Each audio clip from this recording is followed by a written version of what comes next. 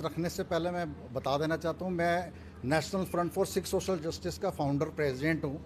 जो हम माइनॉरिटीज़ के लिए काम करते हैं, जो इस देश के अंदर आप ये देखिए, जब यहाँ पे चुनाव हिंदू मुसलमान के नाम से होता है, यहाँ भारत पाकिस्तान के नाम से होता है, मंदिर मस्जिद के नाम से होता है, तो यहाँ स्थितियाँ जो हैं इस समय माइनॉरिटीज़ के लिए बहुत ख़राब हैं।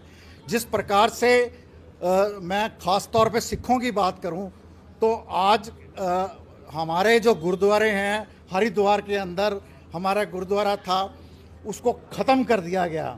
मंगू मठ के अंदर, उड़ीसा के अंदर, पुरी के अंदर, जगन्नाथपुरी के अंदर जो गुरुद्वारा था उसको तहस नहस कर दिया गया। सिक्किम के अंदर हमारा गुरुद्वारा था, उसको ख़त्म कर दिया गया। उसकी वजह यह है कि जो हमारे माइनॉरिटीज़ के नेता हैं, जब वो नेता सरकार के पास जाते हैं तो उनकी जेब के अंदर अपने कोटे, परमिट और अपने टिकटों के लिए जाते हैं। जब वो अपनी कम्युनिटी के लिए काम करेंगे और अपने पर्सनल फ़ायदे नहीं लेंगे, तब उनकी बात सरकार सुनेगी। और सरकार अगर बात नहीं सुनती, इसका मतलब ये है कि हमारे जो नेता हैं उनके अंदर कमी है। चाहे मैं माइनॉरिटीज़ की बात करूं, जो मुस्लिम माइनॉरिटीज़ हैं, सिख हैं, जैनी हैं, बौद्धी हैं और क्रिश्चियंस हैं, लेकिन सबसे ज़्यादा जो दुविधाएं आती हैं वो मुस्लिम कम्युनिटी के साथ और सिखों के साथ आती हैं। और इसके लिए मैं ये समझता हूँ कि एक तो हमारी लीडरशिप स्ट्रांग होनी चाहिए, उसके साथ साथ सारी माइनॉरिटीज़ को एक प्लेटफॉर्म पे आने की आवश्यकता है।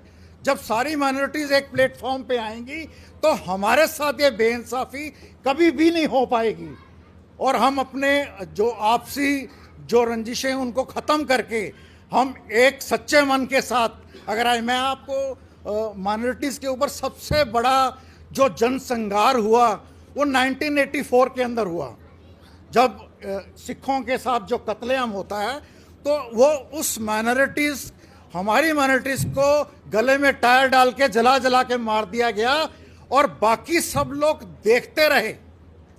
ये अगर सब लोग उस समय साथ आते, बचाने का काम करते, तो इतना बड़ा कत्लेआम ना होता। मैं ये कहने का मतलब ये है कि जो सरकारें हैं, सरकारें जो जब चाहें, जहां चाहें किसी भी माइनॉरिटी को दबा सकती हैं, उसके ऊपर कोई भी जुल्म कर सकती हैं अगर वो उनके इशारों पे नहीं चलते। जिस प्रकार हमारी गुरुद्वारा कमेटियाँ हैं, चाहे दिल्ली सिख गुरुद्वारा मैनेजमेंट कमेटी हो गई, चाहे हजूर साहब की कमेटी हो गई, चाहे पटना साहब की कमेटी हो गई, इन सभी कमेटियों के ऊपर सरकार ने अपना कब्जा जमा लिया है। अब एक शिरोमणि कमेटी बची है, शिरोमणि कमेटी बची है। उसके लिए मैं अपनी कम्युनिटी को ही गुनाहगार मानता हूँ कि अगर वो अपने निजी फायदों के लिए कॉम्प्रोमाइज़ ना करें तो कभी भी ऐसा नहीं हो सकता। पहले एक बड़ी कमेटी होती थी, यूनिटी होती थी, अब डिवाइड एंड रोल की पॉलिसी है।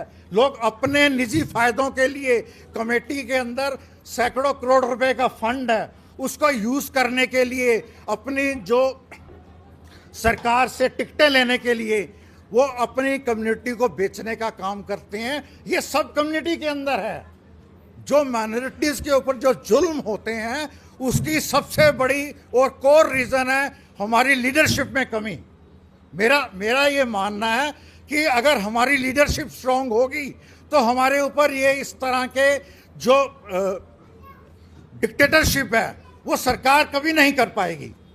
मैं इसलिए आप सबसे यही गुजारिश करूंगा कि आप यूनाइटेड होएं और सब माइनॉरिटीज़ को एक प्लेटफॉर्म पे लाने का काम करा जाए।